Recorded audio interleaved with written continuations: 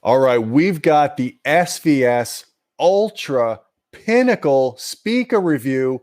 That's what we're going to be talking about in today's video.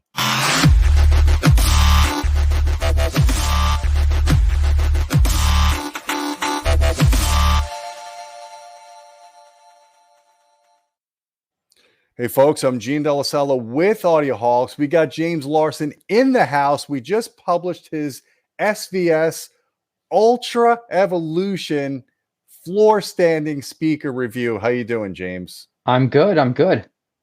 I think they have too many names for this product. I think the Ultra, then there's Evolution, then Pinnacle. It's like 3 layers deep.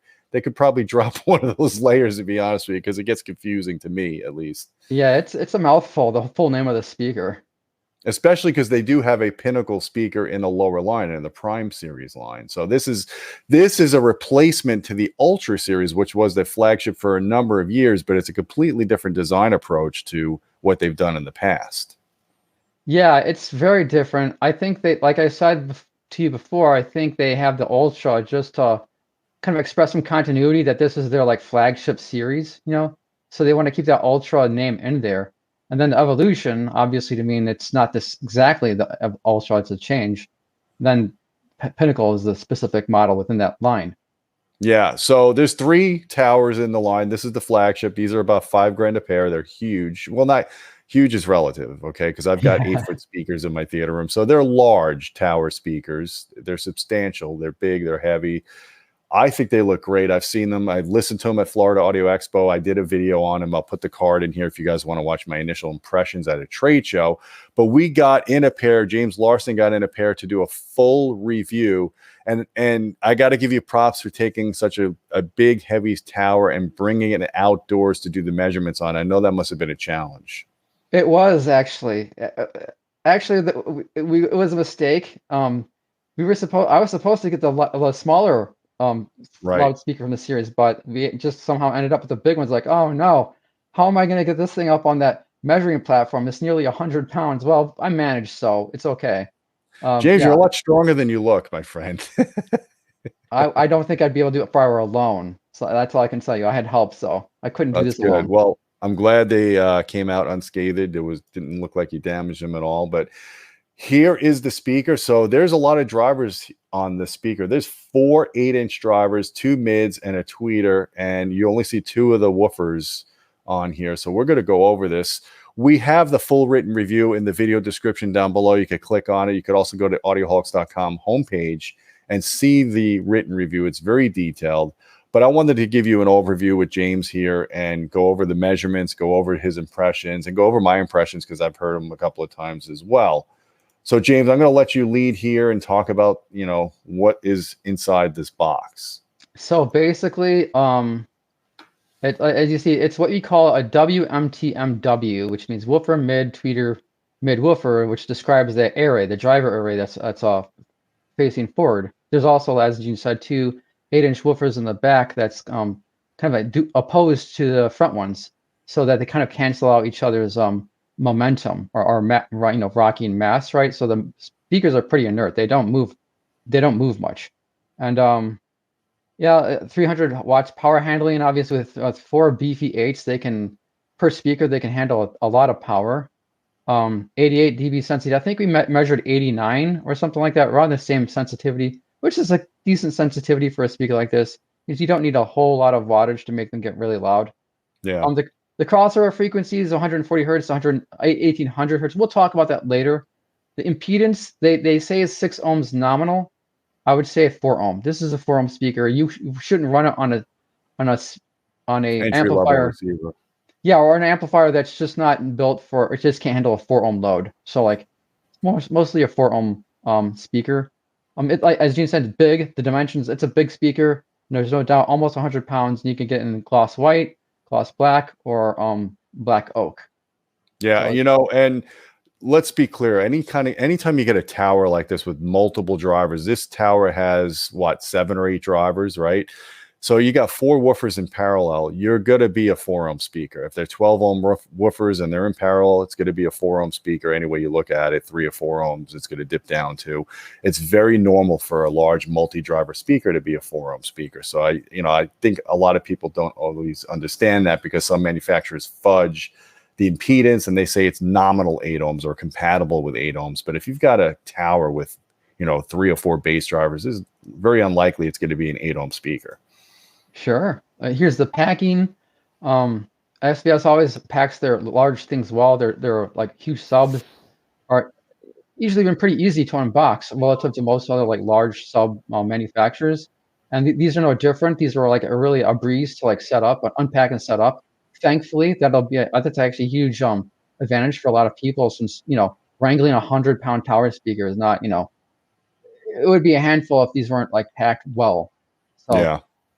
and you can go to the next slide. Here's the way they look. A lot of reviewers don't publish the pictures of the grills on, right? For some reason, but I think we're the only ones who do. And there's what the speakers look like with the grills on, because obviously the grills off, and like they look cool. I think they look cool. There's a bend in them. I don't know what the popular take on their looks are. I think most people think they look cool because they have this like unusual shape, right? Mm-hmm. That's a subjective. Maybe some people like it, maybe some people won't, but whatever. I think they look cool. I think they looked awesome in a room. In fact, they had a very focal kind of look to me. They looked like a Canta kind of speaker on steroids, because they're, substantially like larger. Yeah. Yeah, that kind of have the bend. Like there's like a better view of the blend. The build quality is pretty darn good. They have 3 braces. The mids and the tweeter have their own separate compartment. I don't know if you can see that kind of diagram, but they're completely separated from the bass drivers compartments, and the bass drivers have their own ports and their own compartments. So like there's a sufficient amount of bracing and stuff going on to make these things weigh almost 100 pounds. So it's a handful to deal with if you have to carry them up a ladder. But just unpacking them and setting them up in your home should be not too hard at all. It's actually SVS has done well in that respect. Look, there's a lot of detail in this picture here. Okay, so look, they have nice flared ports, pretty substantially large ports. I'm going to say they're probably 3 or 4 inches in diameter, right?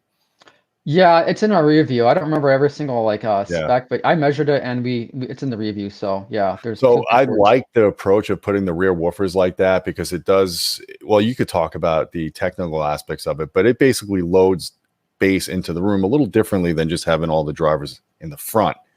And that could actually help when you have that speaker off a few feet off the wall for SBIR issues and stuff like that. But you could talk a little bit more about that, because you're going to show the measurements, and also talk about your listening experience. But what do you think about that? Do you think this should be something more speaker companies could consider doing, instead of just putting all the drivers in the front of the cabinet, to actually put a couple of bass drivers at the back to help with some room issues, to help load the speaker better into the room bass wise? Sure. Well, I think that the biggest advantage would be the acoustic reflections. Like you said, SBIR, which stands for surface boundary speaker boundary interference. Yeah, speaker boundary interference reflections, and so if you just have one woofer, like say on the baffle somewhere, like especially if it's elevated, then its reflections will be like how should I say, stark, minimal. They'll be pretty they'll have the peaks and the dips will be pretty stark. They would be pronounced. But if you have a bunch of drivers all over the place, like this one does, then all those peaks and dips average out, because the reflections arrive at you at different times, and they'll cancel out and elevate each other in a more averaged way. So we talk about it a little bit in the review. I mean, wouldn't want to get into a seminar right off the top of my head on this subject, but yeah, you could read about this in the written review. It's exhaustively long, James's usual review style. The other thing that the advantage of having the woofers in the back is it's actually more space efficient. Otherwise, you'd have to have a larger tower to fit the extra 2 woofers on the front baffle. So, I mean, there's a couple of advantages I see that they did here. They got the extra surface area by having 4 8s instead of just 2 or 3. So, I mean, this, as you found, this speaker has a lot of bass. Yeah, it's not shy on bass. Another advantage, like we said before, is the rocking motions of the woofers, and that'll have the most a moving mass of the speaker, right? Well, they cancel each other out, and all the rocking, all the moving mass that you have of the speaker is then the mids and the tweeter, and that's not a lot, right? So this is a pretty Yeah. inert speaker for that reason. Yep. Yeah. Here's a close-ups of the tweeter. I took it out. It's a diamond coated tweeter. Well, a vapor deposit. There's a very, very thin layer of like diamond, like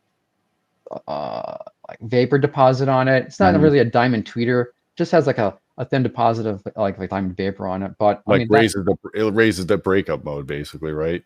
yeah, and there's a lot of things people do. It's almost the same as like when you anodize aluminum driver like domes. It adds a layer of ceramic on it. Kind of the same effect. Yeah, it raises the breakup, and sometimes it can help the damp or change the dampening characteristics of the speaker. You have that kind of you see the there's this webbing over the grill of the dome of the speaker that's supposed to help with like almost act like a phase plug, right? Like knock out all the reflections off the dome itself, keep them from interfering with each other.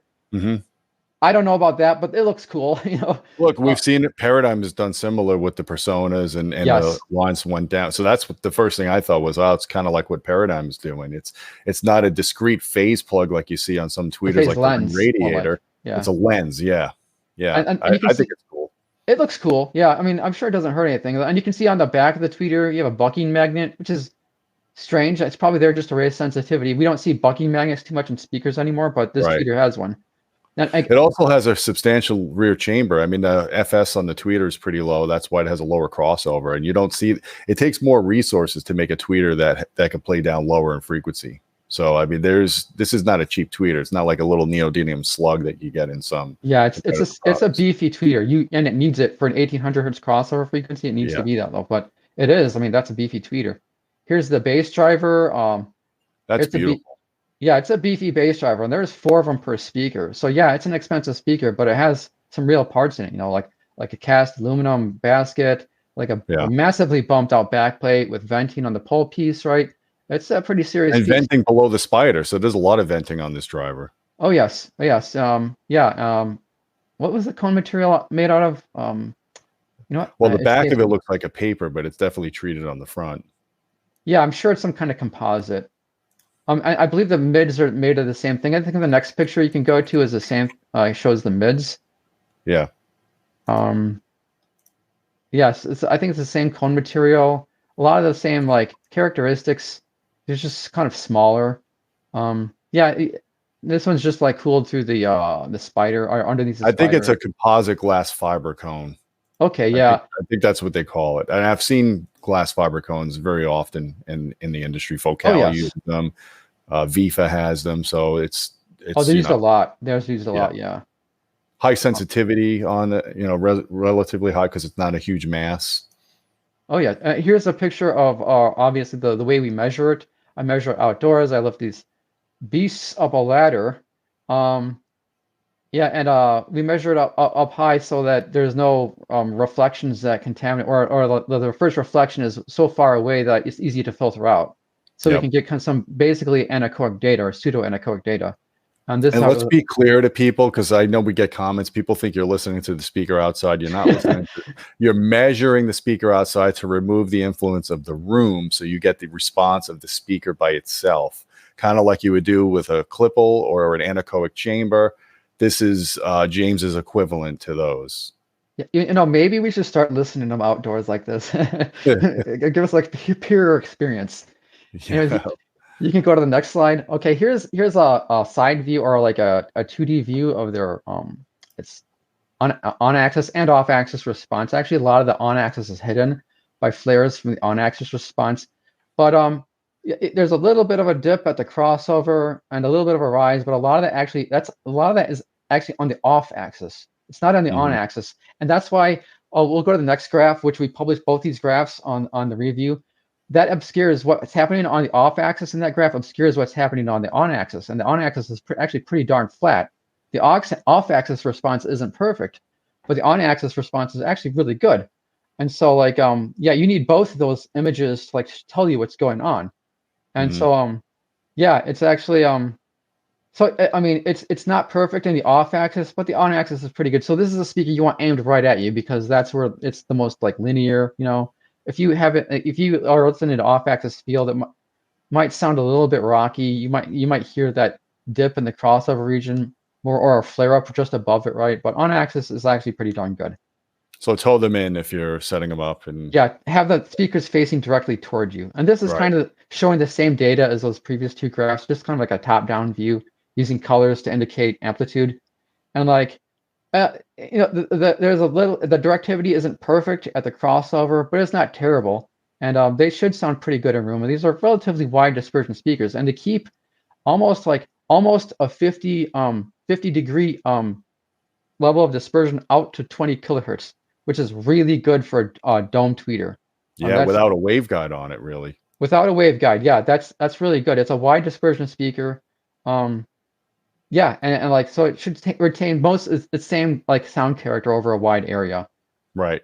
Now, this is the bass measurement, but I want to put a caveat. It's difficult to accurately measure the bass of the speaker because there's 4 bass drivers. And 2 so ports. even when you do a ground plane, it's very difficult to capture the true bass response doing it like that, right? Yeah, I try to capture as fairly as I thought. There's a lot of different ways you can measure bass response, and every different way you measure it will produce a different measurement, right? So this is as close as I could get that I thought most properly represented what it was actually, how it was actually behaving, right? But there's so many different ways you can measure bass, and it has a little bit of an elevation around the woofer, the woofer's band pass, like the center of it, at least around centered on 80 hertz, I would say, from this picture, and then it goes down to the tweeter. I mean, not the tweeter, the ports. The ports are a little underdamped, right, relative to the weeder, the woofer's band, and yeah, but looking at the extension, it digs down to, it doesn't really start rolling off until you get to 30 hertz. So in room, you're going to get below 30 hertz extension. Oh yeah, well, like I said, I heard these speakers at Florida Audio Expo. They were rocking the room, and they, I didn't hear a lot of speakers in their price class, definitely not in their price class, that had that kind of bass extension. I mean, it sounded like the subs were on. I had to go up and touch the subwoofers in there to make sure they weren't pulling a fast one on me. But the bass also, to me, sounded tight. It sounded very snappy. I mean, I was just, for a hotel room, because I was walking around the show, I wasn't expecting much because I heard a lot of bad sound at the show. And in my opinion, this is one of the better sounding demos I heard at Florida Audio Expo. And you're talking about cables that cost more than these speakers in most of the demo rooms. Yeah, no, I like the speakers. I thought they sounded good. So yeah, I get what you're saying. I think that for MTM designs, this is an important graph. This is the vertical, how the vertical responses. This shows you where you want to listen to, like height wise on this speaker, on the speaker's like reference axis. Like 0 degrees, you get a pretty nice flat response. You can see the mids are a little bit elevated relative to the tweeter, right? But just like a dB or 2, right? So it sounds a little bit warm. It's not perfectly like neutral in its sound character. It's a little bit warm. And it actually holds that sound character. But I mean, for MTMs, you generally want to listen to on tweeter height, because like the mids will start fighting each other when you get up or below or above the tweeter, right? And on this speaker, because it is tuned, because it has a low crossover point, right? Yeah. You have a little bit more freedom and where you can listen to it where before it starts changing its sound character. So once you get to 15 degrees, it sounds a little bit rocky. You see the mids start fighting against each other around the crossover point, but such a low crossover point for the tweeter allows you to, like, you can listen to this in like a plus or minus 10 degree window, which is like a very reasonable window. Very few people are going to be trying to listen to this out above or below that, at a any reasonable distance. And so some people I know I've said about these speakers, that's really low crossover frequency for a dome tweeter, 1800 hertz, right? Well, if it was higher than that, you would have a very tight vertical response where it would be, it had a good response, and above and below that would just, the woofers would just start taking huge chunks out of the response. But this speaker doesn't do that. And a low crossover frequency is relative to what the resonant frequency of the tweeter is. And I think looking at that tweeter, and I think talking with Ed Mullen, I think the resonant frequency is like 500 or 600 hertz. So that's not unreasonable to cross it over at 3 octaves above FS. And that's a sign. I like a lot of the best dome tweeters. I know back in the day, like ScanSpeak and VIFA, where they had their $300 tweeters that would play down to 500 hertz. It was very typical for high-end speakers to cross them over like SVS is doing at 1500 hertz, 1800 hertz.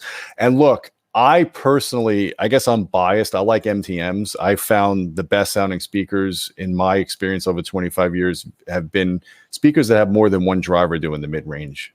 And that's the advantage of an MTM, because now you got two drivers sharing the load. You've got increased sensitivity, increased dynamic range in the critical mid-range. A lot of speakers fall apart with brass instruments or like really highly dynamic music that focuses in that area. And I've just personally noticed speakers that use well executed MTMs tend to sound more lifelike than a typical conventional three-way with a 5 1/4 inch mid-range. Yeah, I think this is a well executed MTM for that reason, because of its crossover point. But like a lot of MTMs, unless you can space the mid ranges on an MTM very close to each other, then it basically requires you to listen dead on axis of the tweeter, or else the sound falls apart. But this one doesn't do that because of the low crossover point. Yeah. So I mean, kudos to SVS because they put the extra money into a better tweeter, right? I mean, you couldn't pull this off with a cheap tweeter. Yeah, this is just kind of it tells us what we already know. Speakers tend to sound better, or they tend to perform better with the grills on. This is a responses of the grill on versus the grill off, and that red curve is obviously the grill on, and grills never help the sound. They never do, right? But and that's the case for this one. But you know, and it might look bad. The grill on graph might look bad, but it's like a diffraction type effect. It's not easy to hear, right? So like even if you had to listen, it wouldn't sound as bad as it looks because of the type of. Let me just be clear. This is not a relative graph. You've offset it so you can see the differences. It's not like the grill is making the speaker louder. No, it's not. Yeah, exactly. Yeah. And because these aren't resonances too, like that like rise at like 4 kilohertz. That's not a resonance. It's because of like a comb filtering type effect because of the diffraction. So it's not really audible. But you know, if you have to, if you can try to not to use the grills, right? Speakers never improves things. So that's what this tells us. I personally think the speaker looks way better with the grill off. The tweeter's already protected. It's not like a kid's going to go up and push the tweeter in. And I doubt they're going to really damage a woofer. I guess you never know if you have small kids or animals. The kids with pencils, man. I did that to my dad's bass driver many years ago when I was a little kid. But yeah. I did that as a kid too. I'm not gonna lie. I pushed the cones in on my brother's speakers, but yeah, those paper cones, man, they're just asking for it, right? They are. Back in the day. They are. Okay, we don't normally publish this because this craft I think requires some verbal context we give in our video reviews that I don't really want to put in the written reviews. But this is near field measurements of the drivers and ports, and so like these curves, these individual colored curves, they're telling you what the drivers are doing on their own, and we can get these by putting the microphone right next to them. But if you put them all together, it doesn't describe what the speaker is doing as a whole, just the drivers. Yes. So some interesting things you can see that the tweeter is the brown curve at the far right. It's very nicely controlled. Look how linear that thing is, all the way past 22 kilohertz, right? The mid-range driver is pretty nicely controlled. Also, I should say these aren't like relative to each other. These are just kind of there to show you the bands of the. They're not matched appropriately to the output levels that you would get when they're in the far field. Yeah, they're not matched. So like this isn't like you can't substitute like a far field frequency response for this picture at all, not at all, right? This is just telling you what the individual drivers are doing. And so the blue curve in the middle is obviously the mid-range drivers. It's decent. It's behaving pretty well. You can see some stuff above, like say 2 kilohertz, but I think that's just bleeding from the tweeter into the mic. So the band of interest is below 2 kilohertz for the mid-range here. Yeah, you couldn't disconnect the tweeter when you did that mid-range measurement. Yeah, and then there's the green curve, which is the bass drivers. And one thing you'll note, this is 4/8, but they're not playing over a very wide band, are they? Look, that's kind of a narrow band, especially for 4/8. And so like, you know, that's it's interesting. It's interesting. I don't know why most towers, when they have like an 8-inch woofer or multiples like this, they tend to cross them over like 300 hertz or so, right? Right. SVS chose an unusually low crossover. I think it's 140 hertz for the speaker. Right. That does not give the bass drivers in this speaker much bandwidth, but it's what they did. And then there's the port. You can see the port is the brown. The orange curve on the far left. You can see it's tuned right at 30 hertz because that's where it kind of peaks, right? And so Okay, so one point I kind of want to make here is that this isn't a speaker you want to high pass to a subwoofer. And the reason is, so what you normally people high pass their subs at 80 hertz, right? Well, look Yeah. at all that filtering that's happening at 80 hertz on this speaker, right? A lot, right? A lot, right? And so you don't want to try to integrate subs where there's a lot of phase rotation on the speaker, right?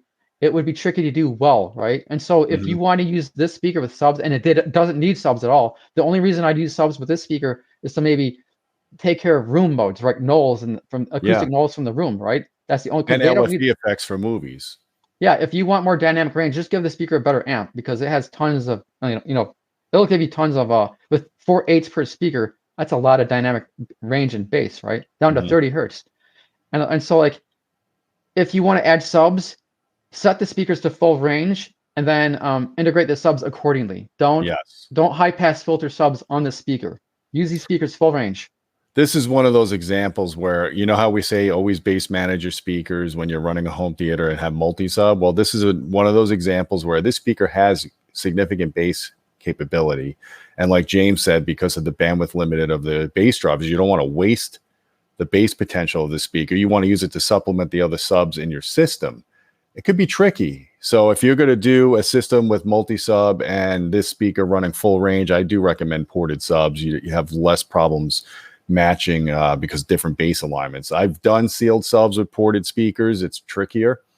But in this case, SVS does ported and sealed subs. I would probably recommend some PB2000s to go along with these speakers.